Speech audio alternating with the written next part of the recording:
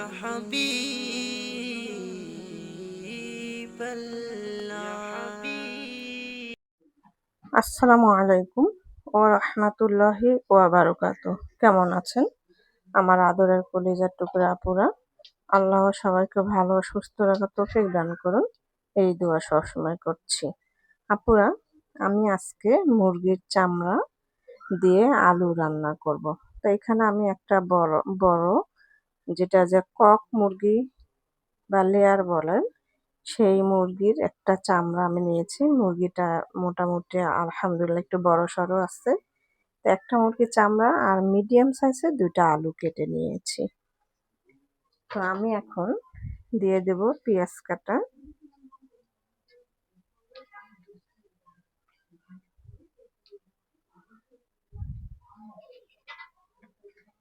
দিয়ে দিলাম পেঁয়াজ কাটা,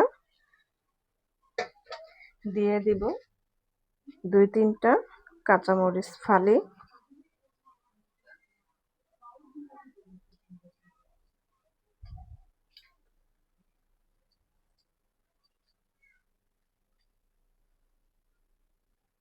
দিয়ে দেব হলুদ গুঁড়ো,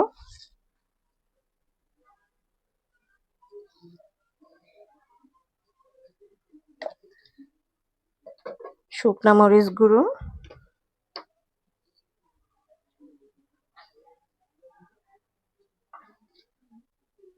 দিয়ে দিব ধনিয়া ও জিরা গুঁড়ো,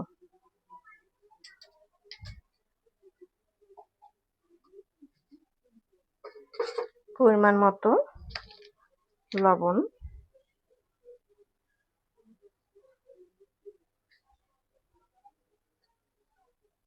এবং গরম মশলার গুঁড়ো,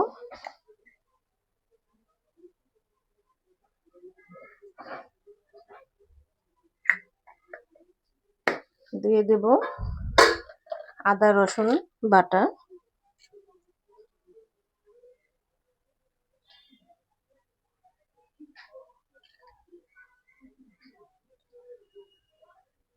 এবারে আমি পরিমাণ মতো সরিষার তেল দিব।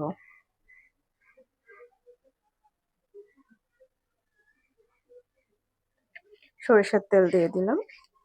এবারে চুলাটা অন করে দিব আমি। বিসমিল্লাহির রহমানির রহিম।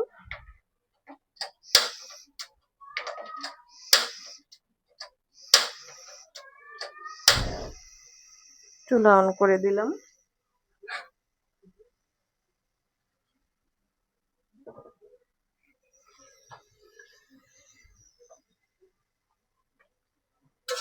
আমি এবারে লাড়াচাড়া করে দিয়ে দিব।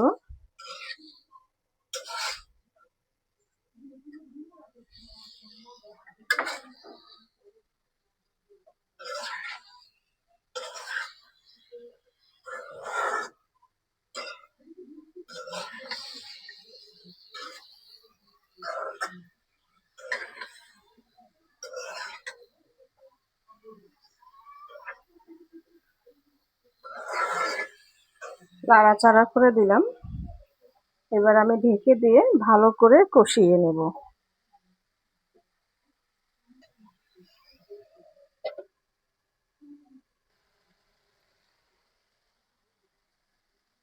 আপুরা, এবারে আমি 3টা আস্ত দেশি রসুন, তেজপাতা ও সাদা ছোট এলাচ, দারচিনি, লবঙ্গ আমি দিয়ে দিচ্ছি।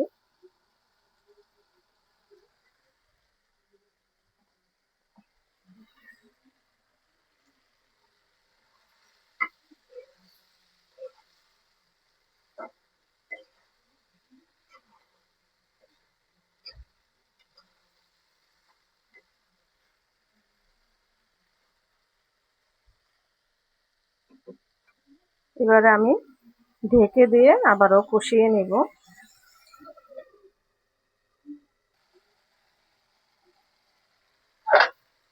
আপুরা, আমি কষিয়ে নিচ্ছি।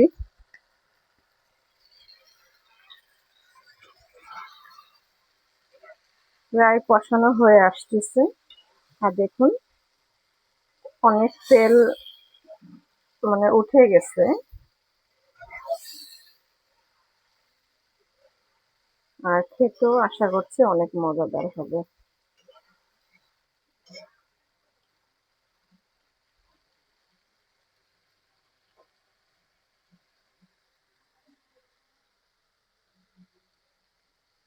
তো আমি আবারও ঢেকে দেব।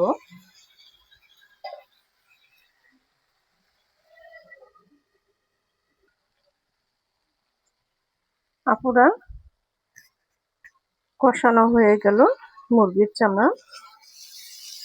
এবারে আমি সামান্য একটু পানি দিব।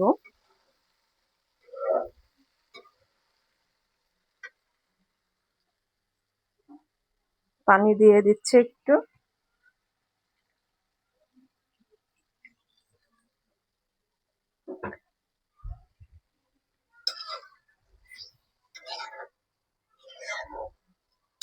একটু পানি না দিলে একদমই ভালো লাগবে না, পানি অবশ্যই একটু দিতে হবে, নাহলে তো পোড়া লেগে যাবে। এবার আমি তরকারি বরফ ওঠার জন্য আমি আবারও একটু ঢেকে দিয়ে বলক উঠিয়ে নেব।